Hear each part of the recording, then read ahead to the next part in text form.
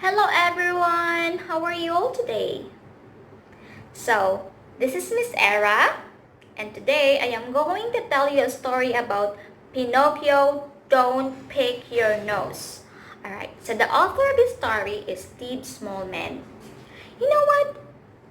Pinocchio is always picking his nose. When he tells lies about it, his nose grows. Well, his friend Mr. Cricket helped him to stop this nasty habit. What do you think, guys? So let's see. Let's find out. Don't pick your nose, Pinocchio.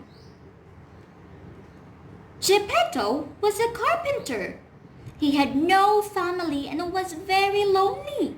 He decided to make himself a wooden puppet boy and pretend that it was his son. The puppet was very realistic and it even had nostrils. Geppetto called him Pinocchio. Geppetto talked to Pinocchio all the time, but Pinocchio couldn't talk back. Geppetto got some very strange looks when people saw them out together.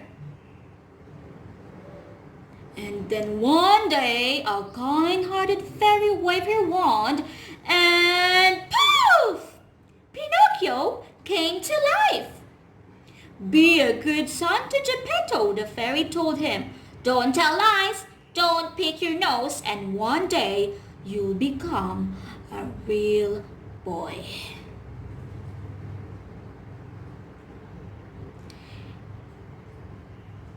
Pinocchio tried very hard to be good, but he couldn't resist sticking his finger up his nose and rummaging about. He pulled out little wooden boogers and flicked them around the floor. Geppetto slipped on them and fell with a bump. Pinocchio! He shouted. Have you been picking your nose? No, father, said Pinocchio. And boing! His nose suddenly grew. That's what happened when you tell lies, said Geppetto. Pinocchio, have you been picking your nose? Asked Geppetto again. Yes, father, said Pinocchio, and his nose shrank back to normal.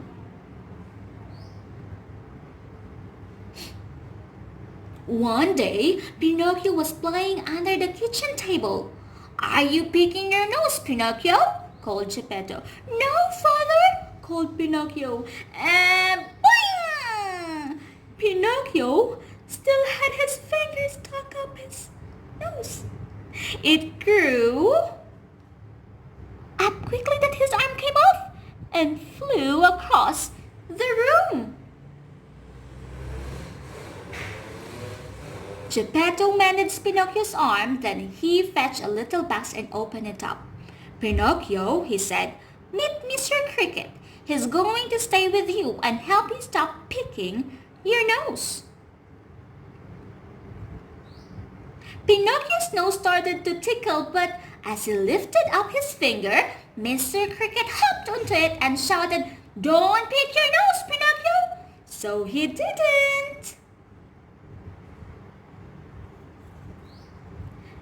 Then Mr. Cricket played games with Pinocchio to keep his finger busy. But one day, Mr. Cricket jumped onto Pinocchio's finger too late and got shoved right up his nose. Get me out, he cried. How? Asked Pinocchio. Blow your nose into a tissue, said Mr. Cricket. So Pinocchio blew his nose and pop, pop out Mr. Cricket. I'm sorry, Mr. Cricket, said Pinocchio. I promise I'll try not to pick my nose anymore. Blowing it is much more fun. The fairy had been watching and was so impressed by Pinocchio that poof! She turned him into a real boy. And from that day on, Pinocchio never ever picked his nose again. The end. And that's the end of the story. Hope you like it, everyone. Stay safe. Bye.